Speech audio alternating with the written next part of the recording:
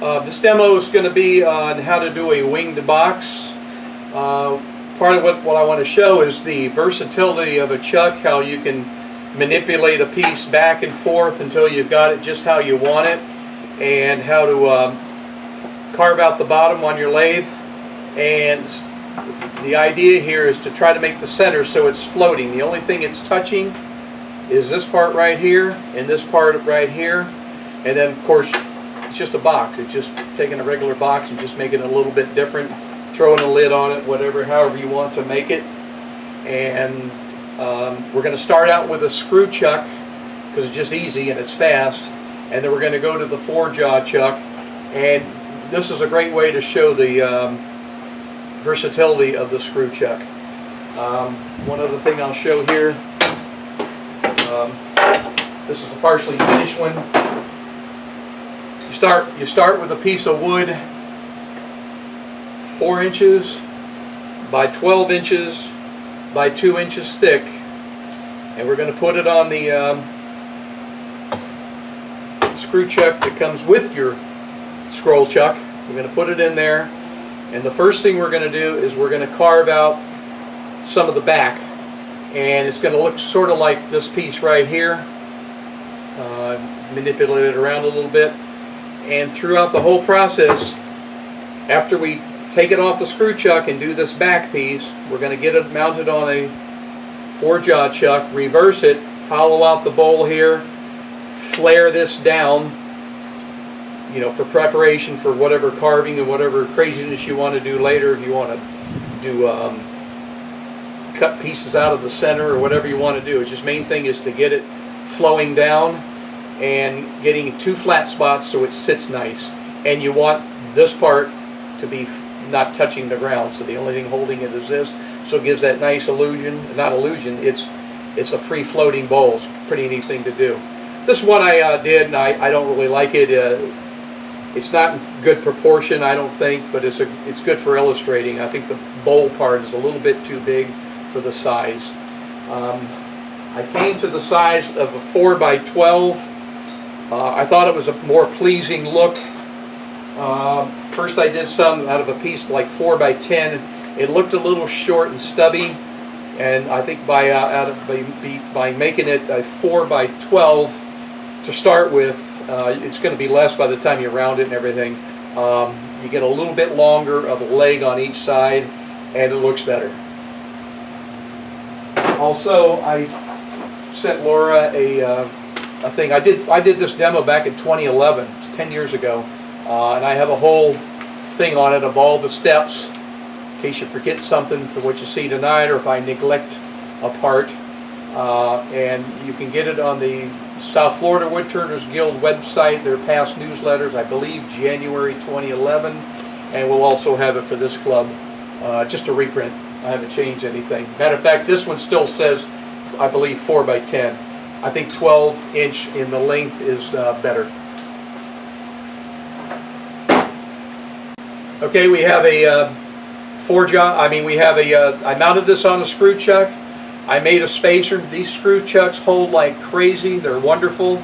I drilled a hole the size of whatever the root is. I just looked on my, I just grabbed up a bit over there, my drill press. You could use a hand drill. And matter of fact, I did it with a hand drill. And whatever the thing is, the thread's good in these things, and they bite like crazy. These come with every G3 chuck or any of these chucks, and it goes in the center, and you just tighten this puppy down on there. And of course I've tightened this way up. It's not going to let go, but you want to bring up your tailstock and give yourself support, because you don't want this puppy flying out of here, because the one thing you have to do is you have to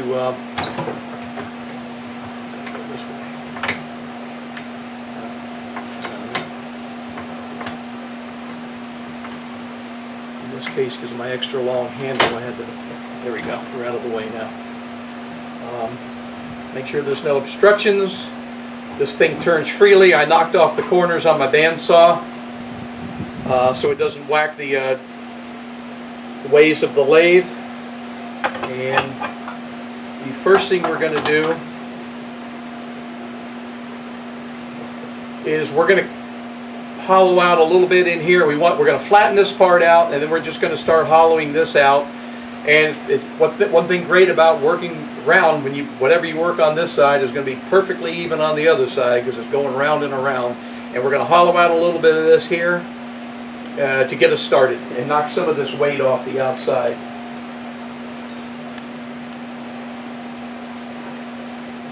I have a couple smaller handles, but on this one it's just one I made a long time ago, just to get some of this stuff knocked out of here. It's going to probably get a little bit noisy because this thing's flying around. It sounds like a propeller, and you want to keep your pinkies away from right here. It would be rude. Okay. Double checking. Got the tailstock on, got it tightened up, it's in the chuck, it's tight, we're good to go. And I'm going to work my tool from right around here and work in toward the center a little bit and get some of this wood knocked out here and lighten this thing up. Here we go.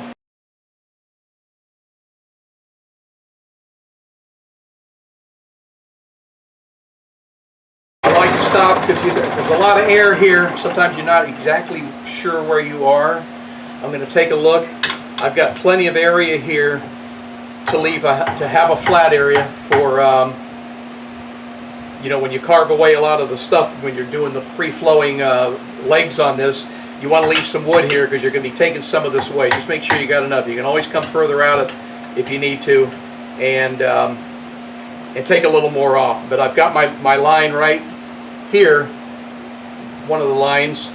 Kind of where I want the foot, and this will be the end basically out here, and this will, by the time I round this off, we'll lose a little bit here. So this area right in here, from here to here, will be where our flat part of our feet that we need to keep this thing sitting stable.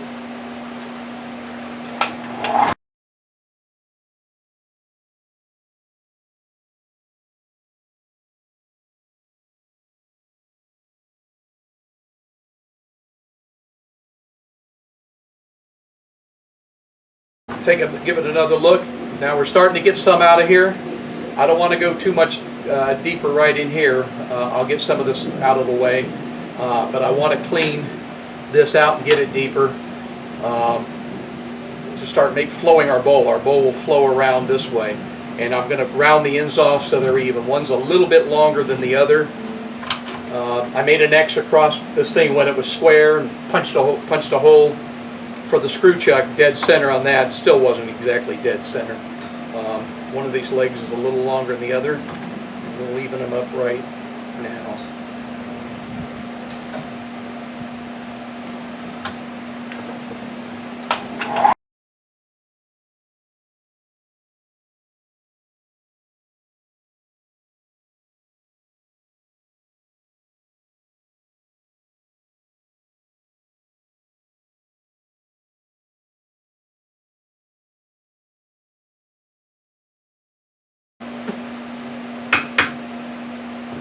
Okay, we've got the ends even now. I can pull the base, bring this up close. This thing's pretty much even now in weight. I'm going to continue bringing some out. I want to go in here and get a bit deeper. So I'm going to start here and get deeper up in here and bring it up. But we're starting to get the outside shape. And then I'll round this off a little bit and create a tenon that is most necessary. Whoop. Hit the tool post, but it's hit the post, not the tool rest.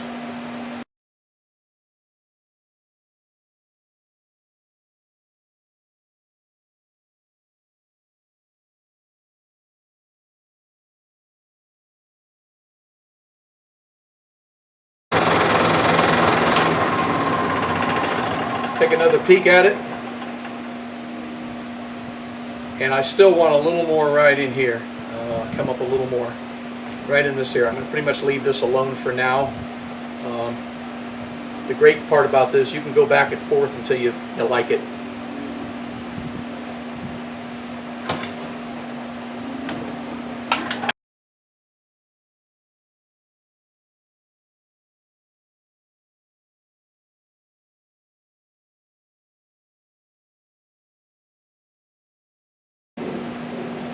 That's pretty close to what I want to do for the moment.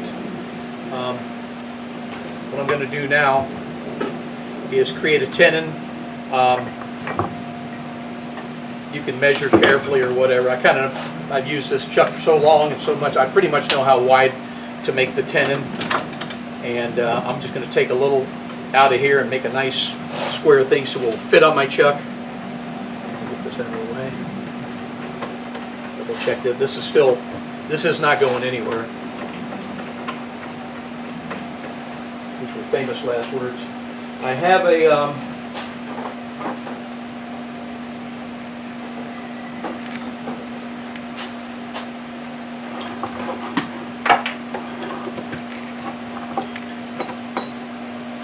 a piece of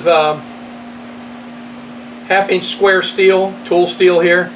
I didn't put a handle on it. I use this, it's ground pretty much on the side angle here, about the same as the front.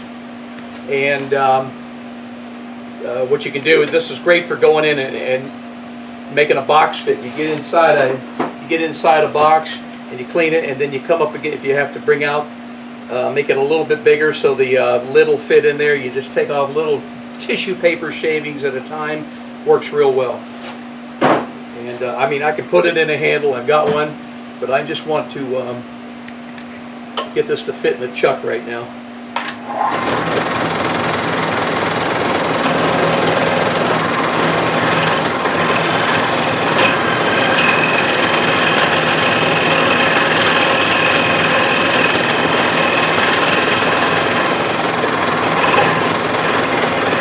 Pretty even now.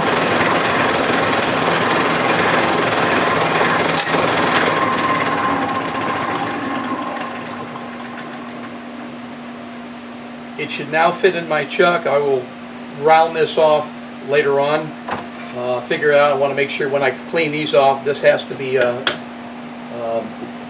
further up. These have to sit proud so it will sit. So I'm going to take this thing, screw chuck out of here, just double check.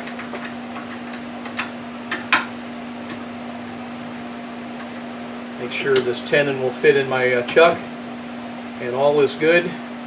So I'm going to put this puppy back in there, and I'm going to fight to get this thing off here. You'll see how good these screw chucks hold. Okay, I just got a pair of vice grips and pulled this thing out of here. I had to put it in a vise to do so. And what you can see here, here's the spacer. This thing could go way down in there if need be, but I don't want it to go too crazy, because I have to make this bottom kind of shallow here to make this kind of a box. Here's my drill bit, which is basically the root size, which means that's the main heavy part, solid part of your screw chuck. The threads go out beyond that, and I had to fight with a pair of vice grips to get this puppy off there. They really work good. I know a lot of you have them come with your lathes or with your chucks, and you wonder exactly what they're for. Stuff like this, it just makes it so easy. I start a lot of smaller bowls by just finding what I think is close to center, throw it on the screw chuck and go. Then I work bottom first and get my tenon or the recess for a bowl, and then I use one of these scroll chucks, 4-jaw chucks from then on. So now we're reversing it. This is going to be the top of the bowl. I have I usually make the hole, then I make a lid to fit. I had a couple things I was messing around, and I made a piece of I had a nice piece of really spalted maple and inset it in some dark wood, I think some rosewood, and I put a little filling on it. So I'm going to make this the lid for it because I've got it here and it's available. And I want the I'm going to clean this off a little, just a touch first, and then I'm going to set my recess that this will be. I may make it a bit tight so I can tune it up a little bit later. This is dry wood, it isn't going to move. So if I miss and make it too big, it'll be forever until I make another lid. But if you do the same, it's not like the world ends. You get some more practice by getting some lids made. Anyhow, this was just about 2 1/4. I went halfway with a compass here. I'll mark it in a minute as soon as I clean this thing up, and I'll make it a little bit tight to start with, and I can fine tune it later. tool rest here. Now the part of the post here sticks out proud of this, so that's about as close as I can get. I like to keep it as close as I can. I'm just going to clean this up a little bit here, and then I just start working this, flowing in the same direction as the bottom was. It's just paralleling it, making the outer part of the leg. I'm going to use the heavier half-inch gouge, just because it's got some more mass in it.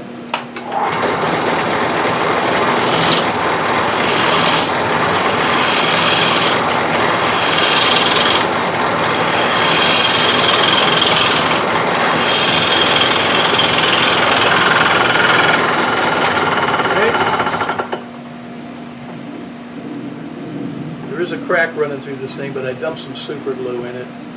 I've been out of town for quite a while, so I haven't had anything fresh for something like this, but I don't think it's going to be problematic. I'm going to clean up the top just a little bit more, and I'm just going to use a little heavier tool. I'll go to the 5/8.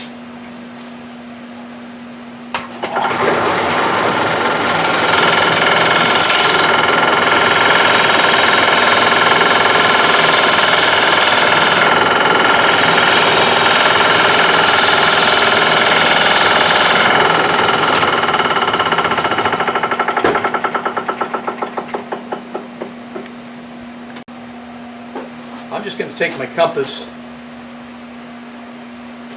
and I don't have a real good center mark there because I had the screw chuck in there, but it's right around here, so I'll just go a little less than that. I can always bring it out. I have another tool set in a, it's just another piece of tool steel. It's a tool bit that goes in a metal turning lathe. Stuck it in a little piece of bar here. I can just kind of clean this out so I know where this lid's going to recess in there. I like them set down in there, and we'll just do that, and then we start removing some more wood.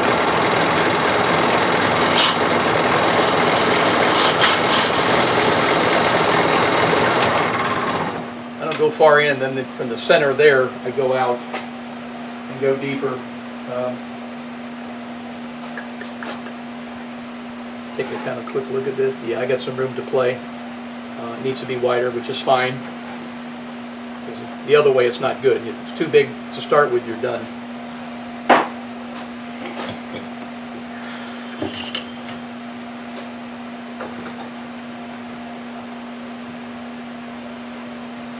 I want to start making the lid will be in here. I'm going to start from here, flowing this out in a way, as you can see, like on this one, and just start going down and then tapering it down.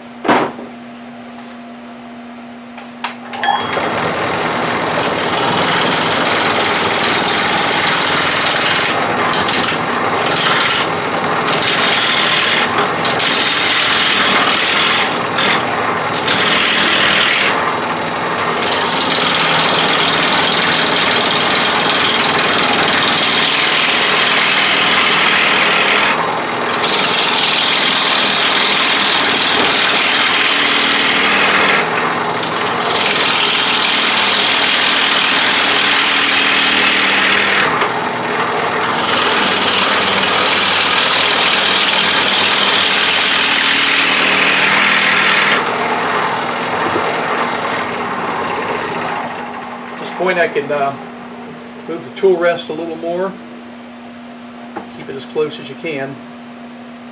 That way if something does let go, it'll probably hit that instead of me, and that's always a good thing.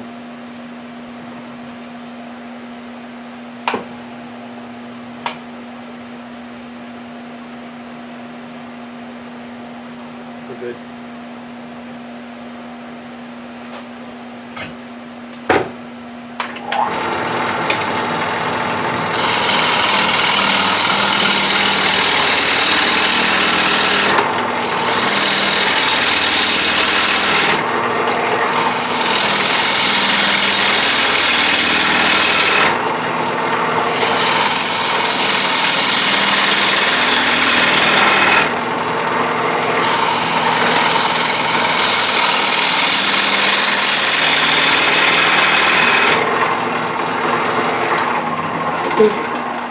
Pretty much you're just watching your shadow line as you go, because there's not a whole lot there. Now you're starting to see it, the shape come into view. Now I'm going to bring some more down, and I want to get down here a bit so there's actually a depression in this part here where you can see it and making it round, kind of giving you the idea of the shape of the bowl itself of the box.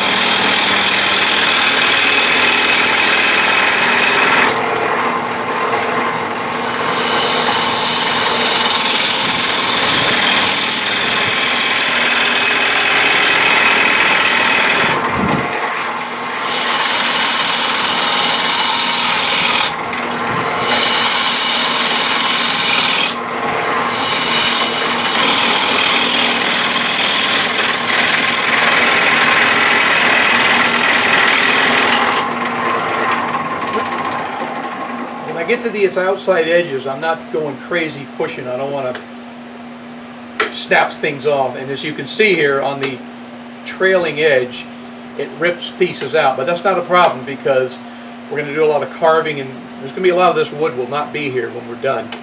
I'm going to have this thing is going to sit down in here because I just think it looks much better when it's, instead of sitting proud, that it's sitting on a little lip and it just flows out of the box in one nice arc. So I'm going to hollow some of this out, and I'll show another tool. This is a very blunt shaped tool, which is just great for doing the bottoms. I mean, I know on some of the bigger tools, like Mike Mahoney has one he calls, I think, the bottomer, the hollower, or something, just for getting down, way down in here, whereas you use the other ones for this part.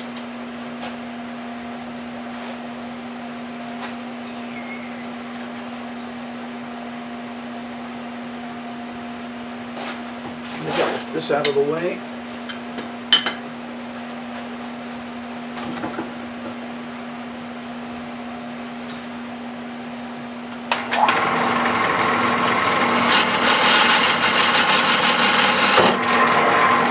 Wanted to get some of that out of there.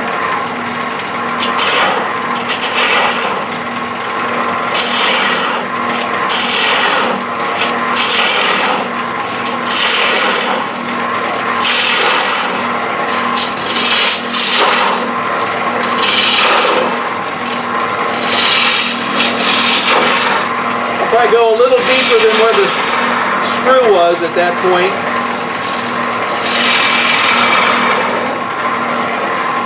I still had some room there, and I don't know if it'll show up, but when one of these tools is sharpened and good, you almost don't have to sand it. It's these blunt tools, when going in there, will really work nice. I'm going to move this light for a minute because I need to get my tools swung around here. I'm going to bring this up a little bit, and you've got to start kind of way out here and then swing it around toward the center to get this sides out of here more. You've got to do a nice wide arc.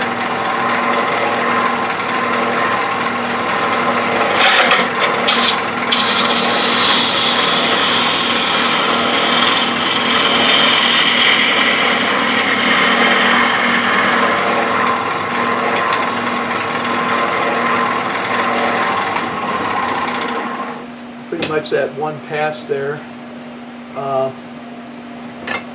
made a pretty nice thing here. I'm going to be removing some wood here, so I don't want to get too crazy on the inside, because I like to make my bowls larger on the outside than the inside, although I've done it in reverse in the past, unintentionally, of course. So now it's a lot lighter. It's not nearly as intimidating as it's flying around. It would still hurt you, but when this thing was 4 by 12 by 2 inches thick, it's a pretty heavy piece of wood. Pretty noisy, and it can be kind of scary and intimidating. And if you've been turning too much, I don't recommend you do this. But you're starting to see now I'm good with this for the demo. I may bring this down just a little more here and bring it out. I guess I will. And then we're going to go back and square the bottom away and start to get that to make the shape here. And I guess what I need to do also is about there.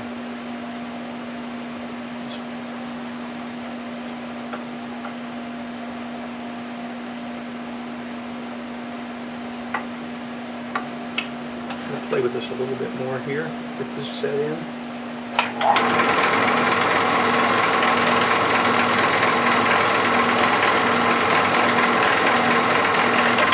second to tighten this up.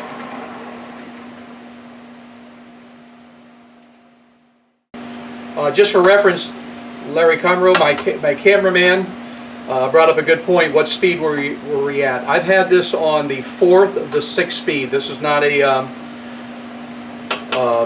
variable speed lathe. I've had it for years and years.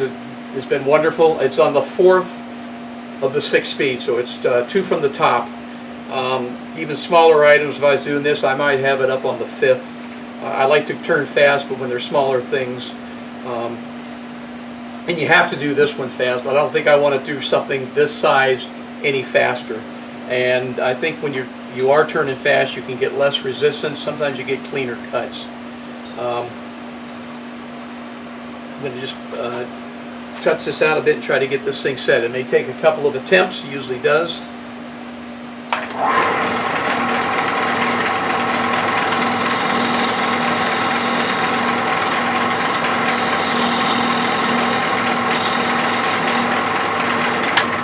Check it out. So it usually takes several times. Okay, she's sitting right in. I'm gonna leave this here. Heck with it. I'm gonna let it sit on there. Usually I like to have the whole thing inset, but for demonstration purposes, you get the idea. I'm gonna bring this little ledge in here, this little rabbet, down just a hair more, so that goes down in there.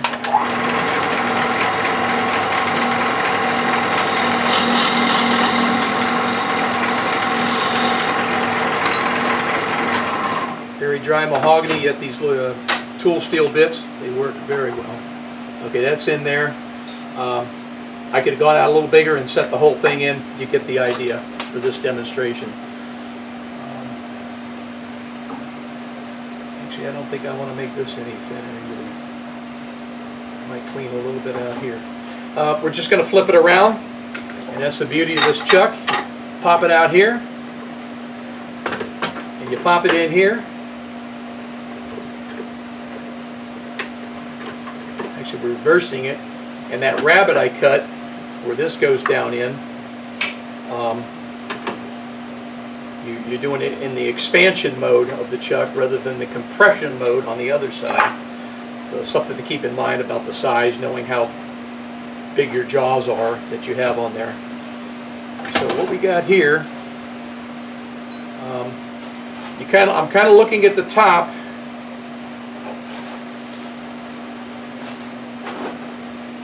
And I want this thing to kind of flow down in here, so this, this is matching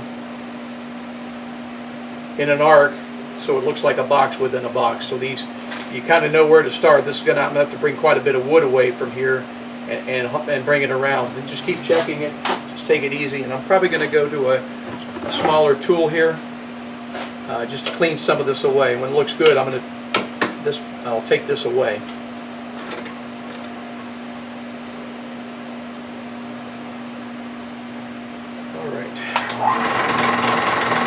We'll take some.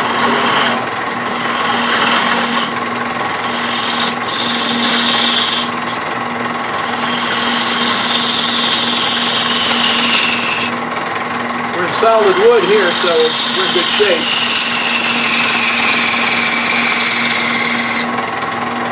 Made a few cuts, kind of seeing where we are. This is still too wide in this area here, so I'm going to bring this down some here.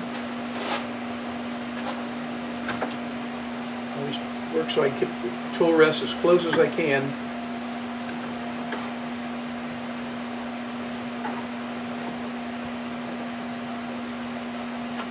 We're good. A little dimple here is where the I had the point of the tailstock in there.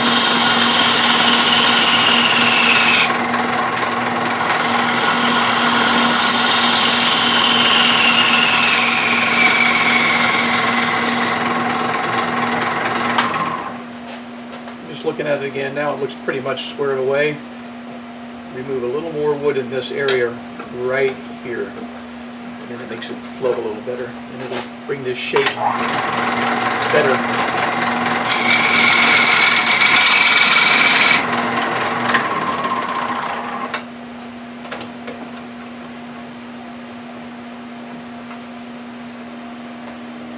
I'm continually adjusting the tool rest so I can keep as little overhang as necessary.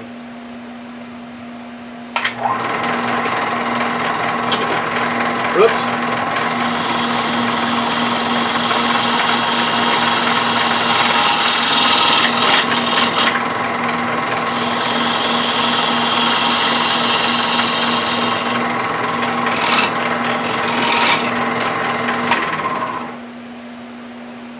And as we did that, now this line is starting to be nice and symmetrical. There's a little bit of there's a line here. You can feel it here. You can see it here. It just needs to be smoothed around a little better. I'm going to go to a bigger tool just because it'll work better over a long overhang. I can't get it up as close as I want to. Just to clean this up.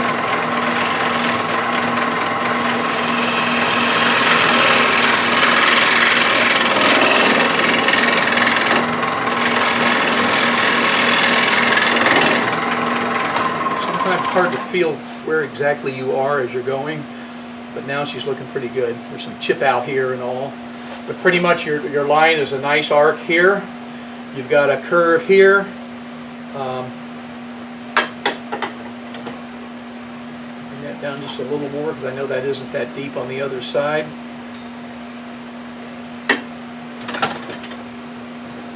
Just clean this up a little bit. I can't put it back on here anymore.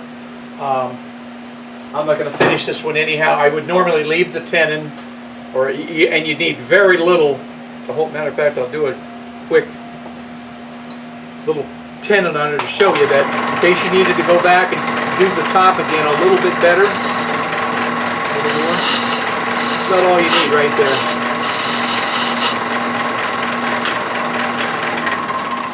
I could throw it on there and it will hold that because now it's light. It would hold it with that little bit there. And then do whatever you needed to do over here if you needed to, and then come back in here and just smooth this over or put some lines in it. Leave that as part of the design, whatever you want to do.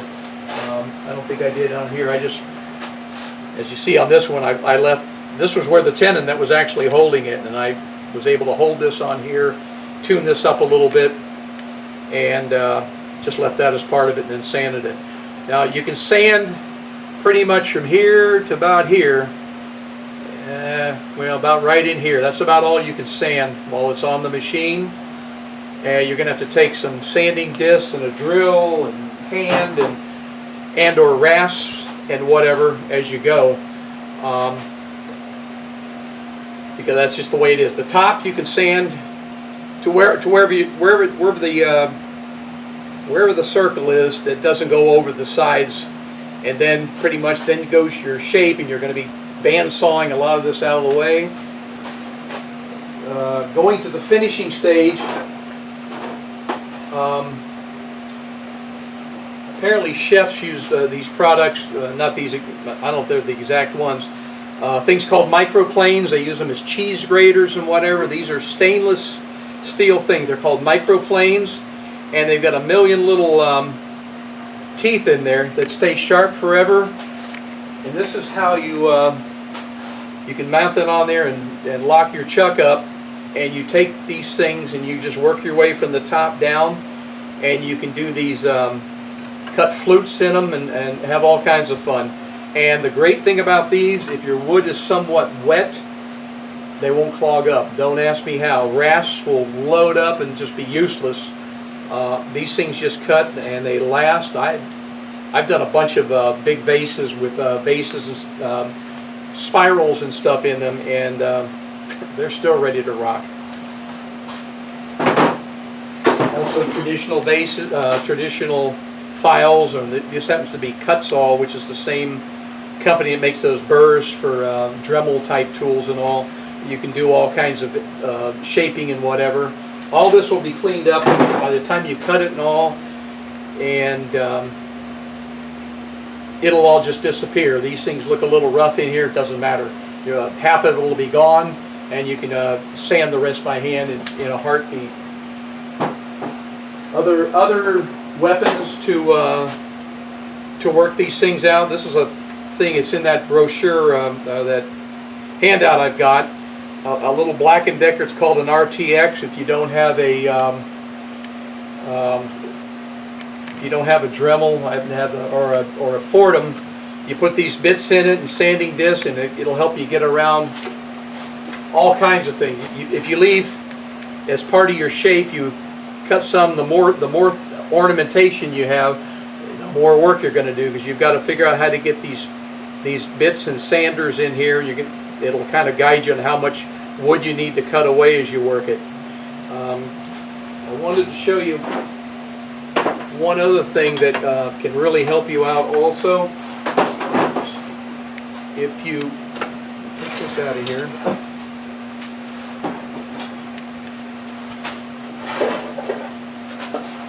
Need a little stand.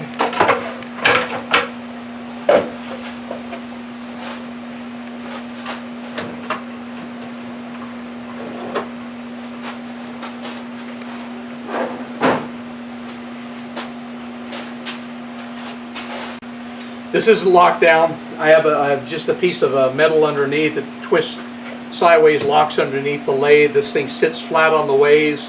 The top is dead center halfway, or it can be a little lower. When I'm sanding these, I have a bigger disc. I don't know where it is at the moment. Here's one here to fit in the lathe just for odds and ends. But I have a bigger disc that goes on here. It goes about this high. The easiest way to trim these outsides and to keep them clean, you can take it upside down and just work from center to the out, and that's probably the easiest way, and it'll give you a nice clean sweep. When it's awful hard to do it with something like this, or if you're doing it by hand, it's a whole lot of work. It does it real clean, just out of a drill chuck and a sandpaper. That'll do some of your work. And also you can go across the ends on a sweep, and that'll clean the ends up for you.